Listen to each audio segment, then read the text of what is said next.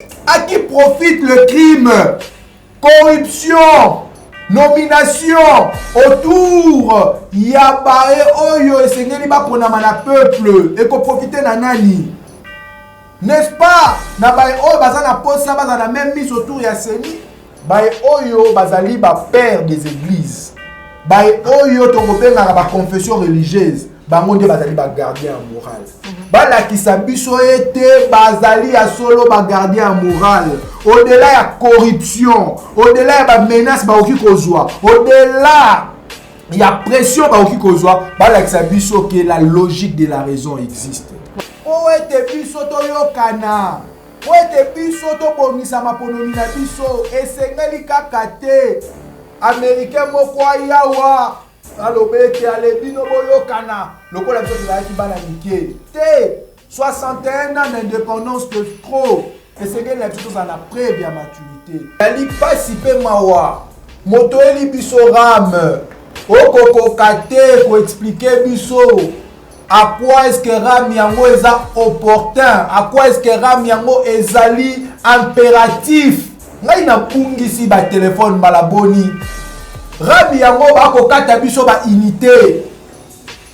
Mokolo nini bakoluka ete bazongisela ngai ba téléphone na ngai oyo kobungaka ntongo midi pokwa badepute batuniye malamu. Papa yebisa biso ram yango depuis obandi okotisi combien mbongo yango osali na yango nini. Tokomona moto akomi kobeta monoko, moto akomi kobeta misu. Ram yango tokoyeba batena na bamutisa nango te, tout devient ambigu.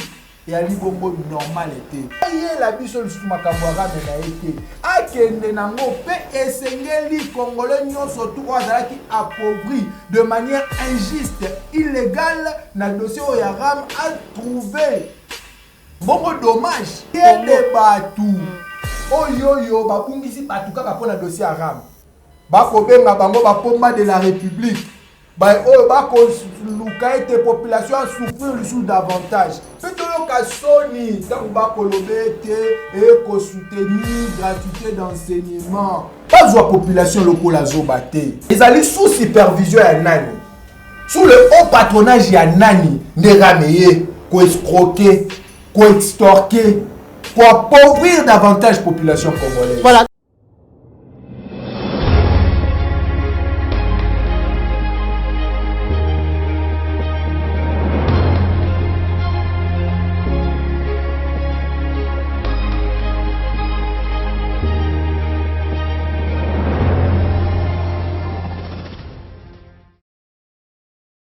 Bonjour, bonsoir, Bandeko Balandi, Plus Clair Télévision, la chaîne de vérité, la chaîne qui vous informe en temps réel, www.plusclair Télévision, Botenabino, vous allez ébélé, vous jouez les bakou ya Koulandabiso Moukolomolelo, surtout à Kotabiso Banda Kunabino, na numéro ya Sika. Émission Vérité de tous côtés, on a Yambi Ponabino Lelo, moi Namboka Providence Lukuli, Azali Bongo, activiste pro changement.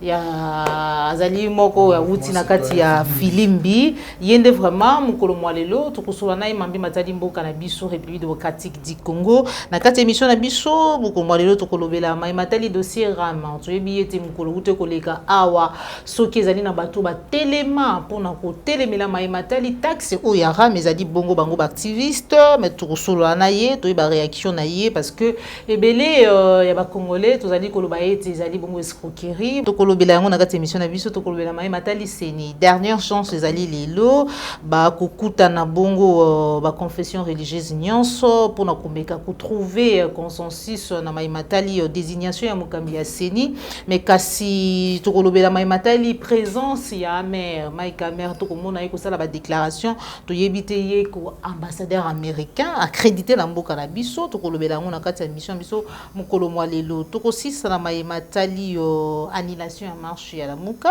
topé bongo meeting ya la muka ezali bongo projeté na date ya les 6 et puis na ba bavira ezali ko salamaka lolengeni ba marche ezali ko sala réprimer to kolobela ngona kati émission na biso moko lelo sans plus tarder na kopesa matondo mingi na yo popola yo ngozo misima caméra Joël Go na gauche chasseur d'image cordo puis mafuku na bosanité Christian Bopati les référendums mwana mboka Providence, bonjour.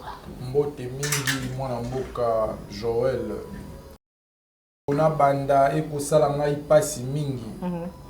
Mwambula moke beti tomoni ete ville province ya Kinshasa ya libongo na banzela te. Tokomi tuna plus de 500 millions de dollars au ekendaki bongo na projet ya 100 jours d'urgence et servir na nini po ete tokoyeba ete na kati ya projet yango esengelaki batonga banzela esengelaki babongisa banzela me kamwa mbula moke ebeti Kinshasa mobimbe zindi mwana mboka ekosala pasi na yango na koloba toko épargner moto moko te pour 2023 ezali bongo année moto na moto akorendre ba compte na peuple congolais. Oyebi ete mwana mboka Joseph Kabila ayelaki biso makambo yo ya 5 chantiers. Sima ya 5 chantiers ayeli biso révolution de modernité. Kino lelo yo banzele ezalaka te tokomi tuna mpo na nini à chaque fois projet moko ekoya nsima na yango tomona banouveau riche babotama okoyela boto 5 chantiers yango boteli biso bapancarte ya baminda badese mais suka na yango Kinshasa ekotongama te Congo banzele eli te ekosala pasi mpe mawa yango ngai etant que initiateur ya réseau ya congolais désoublié to côté les mela ba pratique wana pona nini kobosa na kaka peuple congolais pona nini kozoba kaka peuple congolais. Merci beaucoup. Tosola mami Matali Ram mikoloto koleka tout mona kibino ba défenseur ya banamboka ba activiste telemaki pour la telemela comme d'habitude ba anti-valeur oyo to bengi pe moko ya ba anti-valeur to ya escroquerie ezali bongo dossier Ram ministre akendeki bongo ko répondre na Assemblée nationale ba PC 48 heures na koyoka pe keno akozonga le 6 octobre na Assemblée nationale pour na koyebisa biso Ram ezali solo nini pour na yo escroquerie ndenge ba député ba lobi bongo na Assemblée nationale biso ba soto moni yango kezalaki spectacle on a le poto ba bengi désolant. Et ali pasi pe mawa moto eli biso Ram okoko kate ko expliquer biso à quoi est-ce que Ram yango eza opportun à quoi est-ce que Ram yango ezali impératif pour la société na biso bisi biso kezali registre d'appareil mobile mosala nango ezali ko lutter pour na contre appareil contre-effet contre vol ya appareil mais maman Joël ngai na kungisi ba téléphone balaboni Ram yango bako kata biso ba unité mokolo nini bako lukete bazongisela ngai ba téléphone na ngai ko bunga katongo midi pokwa okoela bato ote Ram oyo mosala nango boye ba député batuniye malamu papa yebisa biso Ram yango depuis bandi okotisi combien mbongo yango sali na yango nini tokomona moto akomi kobeta monoko moto akomi kobeta misu ekosala pasi mwana mboka Joël ekosala motema pasi akotisi 25 millions de dollars peuple congolais akosouffrir makasi koleka PIB par jour ya peuple congolais ezali na se ya $1. Comment oko expliquer yo mokambi boyela bango lisusu makambo moko oyo eko restreindre bavoir na bango eko kiti sa vie sociale na bango et ali pasi pe mawa tokomi tuna est-ce que ezali gangsteriste oyo l'état akomitia contre peuple na ye bakambi bakosala makambo na nko po ete badomine badiriger to eyali nini finalement ekosala pasi makasi koleka dossier ya Ram oyo tokomi tuna ezali bongo escroquerie to eyali nini okobosana te kala mingi te peuple congolais tozalaki victime na escroquerie monene oyo esalemaki ya ciel ouvert na kombo ya My God rêve kino lelo yo batikala kolobela yango te ekenda bongo bameta yango na ba oubliette mais pour na Ram oyo tongo yaki biso activiste to telemelaki yango po tolobaki ete makambo yo ezali clair ete sengeli to mona ya solo qu'est-ce qui est important na kati ya dossier oyo mais ya pasi pe mawa bayeli biso ram yango tokoyeba batena na babutisa nango te, tout devient ambigu ya libongo normal te yango toyebisaki bongo moto yo ayaki nango initiateur nango otoko benge monsieur Ram excellence Kibasa aye la biso lisusu makambo ya Ram na ete akende nango pe esengeli congolais nyonso tout azalaki appauvri de manière injuste illégale na dossier ya Ram a trouvé bongo dommage pas de dommager a trouvé réparation combien de batou oyo babungisi batou kaka pona dossier ya Ram toali bongo na ba hôpitaux te moto moko akoza na mwa 500 na yende kwa kobela bengi po batindela ye mwa mosolo boye na boye atie unité na ye bakati yango na monsieur Ram bakobenga bango bapomba de la République oyo bakoluka ete population a souffrir lisusu davantage na komituna balobi ke non Ram oyo ekoservir na kotia ba wifi na ba école na ba université. Ils ont soutenu gratuité d'enseignement. Est-ce que moyen ya kotie la bato ba wifi ezali kaka kozwa mbongo na kati ya population ekosala pasi pe toyoka soni tango bakolobe te ekosoutenir gratuité d'enseignement mais eyali bongo pasi c'est que école yango bato bakofuta talo koleka na moto ya tangaka te akomi kofuta kelasi na moto ya lina bana te azofuta kelasi na moto ya silisa akofuta kelasi ekosala pasi ya pasi pe mawa ya lini enseignant ya mboba banda bazwi ba prime ya combien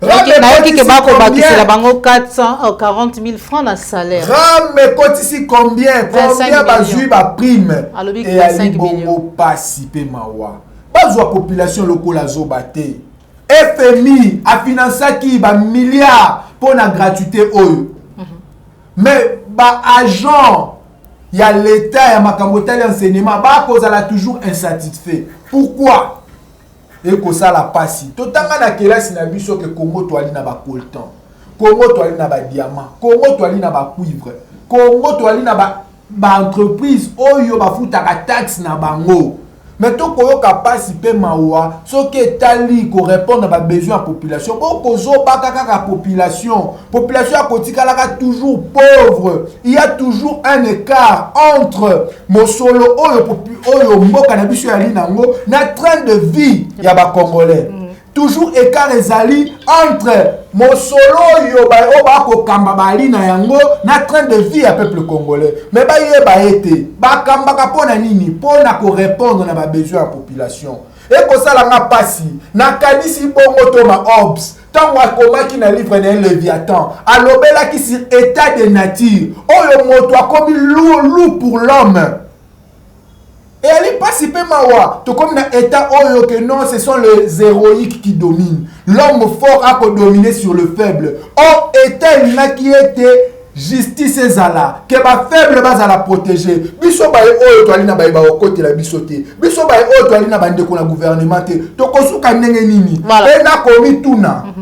Ils allaient sous supervision ya nani. Sous le haut patronage ya nani. Ne rameye, ko escroquer. Quoi extorquer, quoi appauvrir davantage la population congolaise. Voilà, tout à koyoka mikolo leka qui président de la République qui koloba été tango ba imboka bino particulièrement ba activiste botombola ki mingongo aloba ki était eloko wana sur soir moi tena sembala moko et la muki donc le président de la République a jugé que c'était opportun ou important ba imboka ba futa taxe. Yango wana na komituna ezali sous le haut patronage ya nani population congolaise a kozoba mana makambo etali Ram biso totiaki nyungu na baninga la biso ngayo na betamaki ba memaki biso tina ba hyper crime lokwa to ali ba criminel na providence le couleur ba lobi ba koma ko menacer nga même ba menace de mort yo ko la tsanini to lobaki tozali na posa to mona clair na makambo etali Ram toko souffrir toki sou ko futa yango te nyungu dossier zui clamer to yo ki ete balobi ke Ram to tchango na ba oubliette mais mikoleleki to kaka Ram bandili susu makasi koleka ya pasi pe maweli to ko mona bato ba ko promettre mais ba ko yanola te Merci beaucoup, mon amboka Providence. Boyoka nizalité entre Boponami, Topé Boponia, Moye, Oye Sengeli, Akamba Seni, Oye Zali Stretiko et Bongisa Kamaponami Namboka Nabiso, Bekasi Lelo,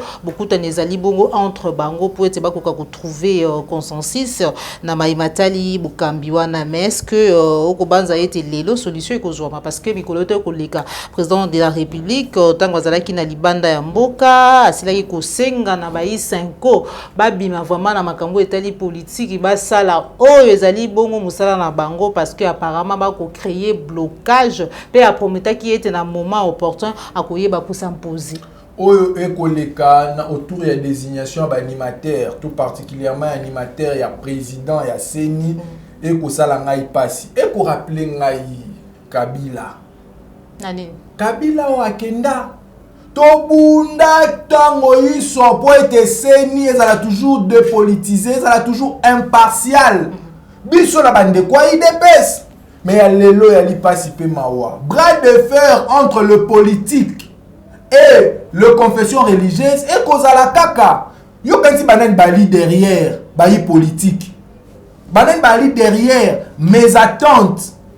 Ben compréhension autour il y a désignation mais elle est claire banane elle est politique à qui profite le crime corruption nomination autour il y a oyo esengeli ba ponama na peuple et ko profiter na nani n'est-ce pas na ba oyo bazana posa bazana même mise autour ya Seni mais to koloba boy engagement citoyen et atteindre niveau moko oyo tokoki lisusu kozonga simate tokomi tellement exigeant que tozana posa ya maponami moko malamu libre crédible transparente dans les délais constitutionnels na yango to koloba boy bay oyo bazali ba père des églises bay oyo tokobenga ba confession religieuse bango nde bazali ba gardien moral bala kisabiso ete bazali ya solo ba gardien moral au-delà ya corruption au-delà ya ba menace ba oki kozwa au-delà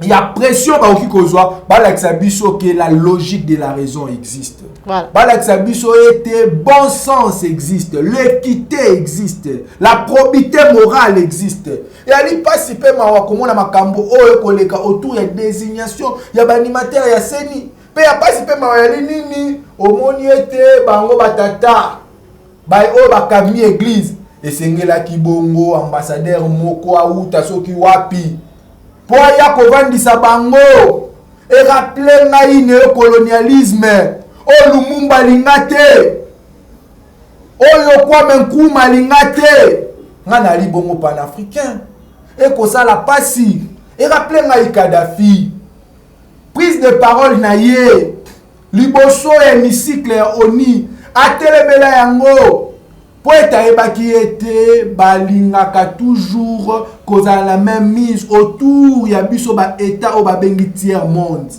Combien de guerres organisées déjà awa bakoya awa bakosala semblant fait que voilà tozana posa na bino toko soutenir bino ba élection les bien machin. Mais après ça, il y aura toujours un intérêt égocentrique. Donc la mère a renforcer la démocratie. Tout à fait. États-Unis d'Amérique a militaka entre guillemets pour la démocratie dans le monde. Là, nous devons quand même le reconnaître. Mais il n'y a pas si peu maweli nini. Pour être bisoto yokana. Pour être bisoto bonisa maponomina biso. Et c'est kakate. Américain mokwa yawa.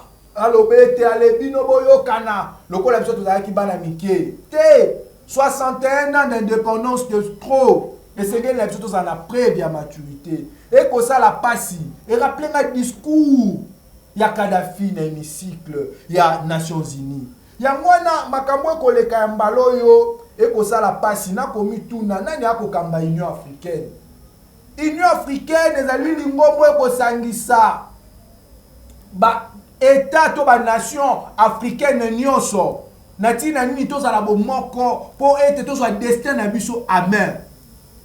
Uta makambo e bandi combien de coups d'état salemi ba coup d'état ne uluka nini déstabilisation ba état africain instabilité ba état africain mais ya pasi pe maoyali nazela ki ba kebisa bongo ba impérialiste na hémicycle ya Nations Unies eloko esalema kite soki ezali ka ko pleurnicher bakebisa bango pour la minéraux mais c'est là qui conçoit destin na biso amer ko bisa bango ete to ali contre comme un seul peuple nous africains na ba coup d'état oboko organisaka pour na bo déstabiliser région africaine mais ya pasi pe mawa eloba maki atate ya mwana nako même ya longoni ya Kadhafi o akenda Thomas Sankara tokozanga leadership africain actuellement ya pasi pe maoyali ya mwana matondo mingi mwana mboka Providence tokokoba émission na biso annulation ya marche ya bandeko ya Lamuka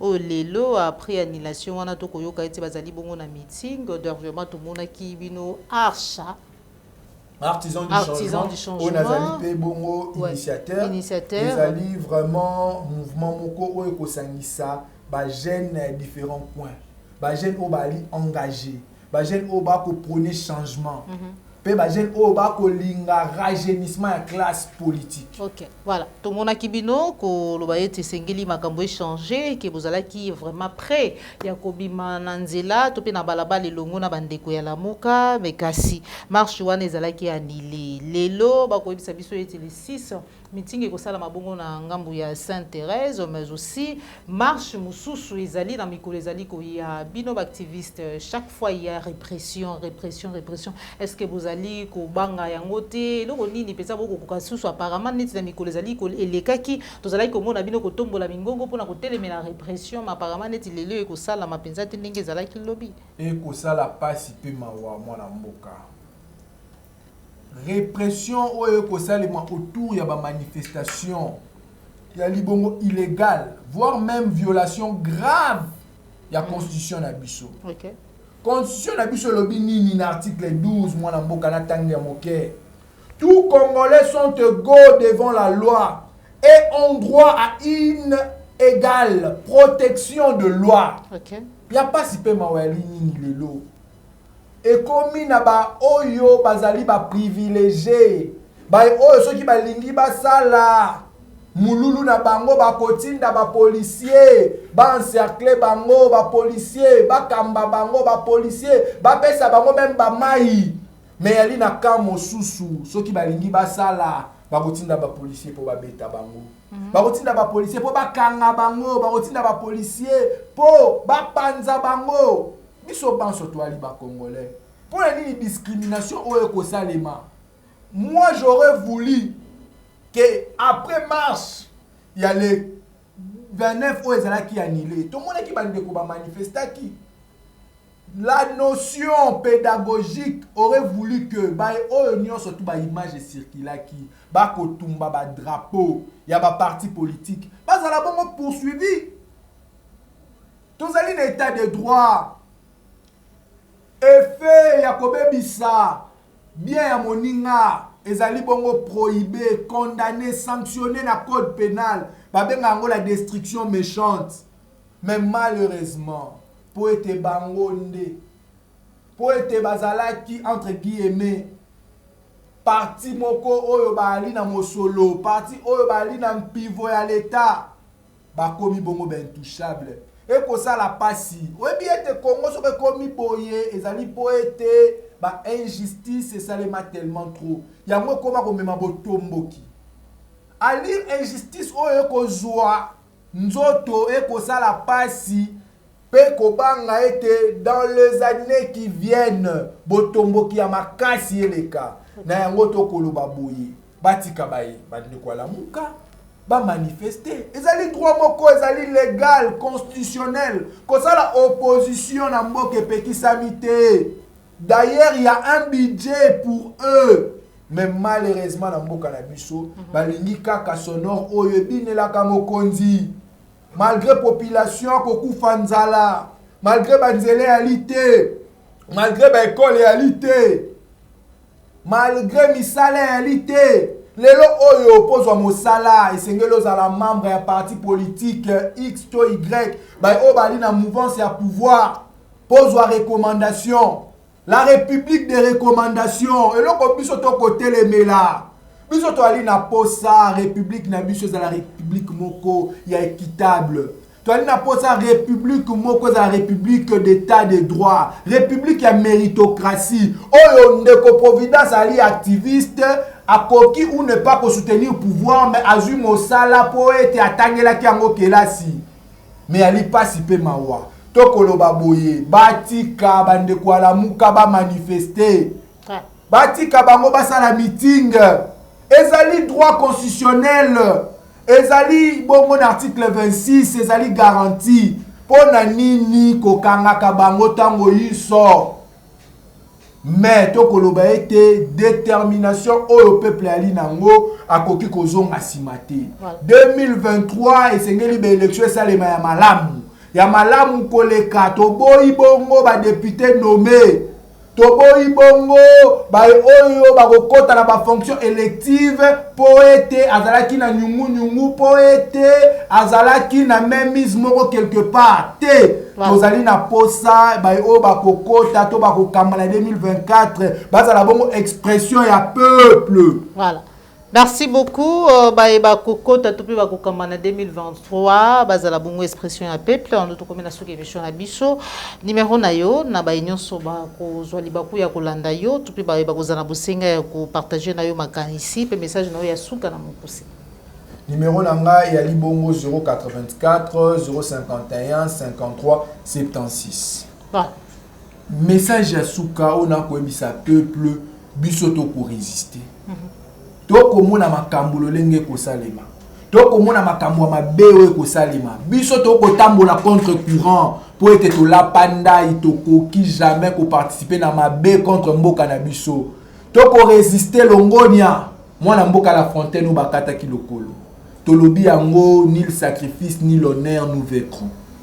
Merci beaucoup, Mwana Mboka Providence, pour nous répondre à l'invitation à Bisso. Merci na baïdion sur vos joies qui libakou ya kukoza biso na banda kuna bino, vous allez kebele, yango na pesi bino matondo na popola yombo zo meki sima caméra, matondo na cordo pima friku, matondo na Joël Gonago sima caméra. Merci na Jacques Makabou, pe na baïdion sur vos joies libakou ya kola na maman Joël comme mkolomwa lelo, na ko signaler te mbotama na ngezali bogo les 10 le 10 octobre, ndezali mkolo maman Joël comme botama appel na yo soutien na yo souhait na yo par kosala bongo malamu mengi de tokutani bongo bala sima soko sepela ki émission like pe partager soki ezali mbala liboso na biso ko bosa na ndiko s'abonner na kati ya la chaîne de vérité.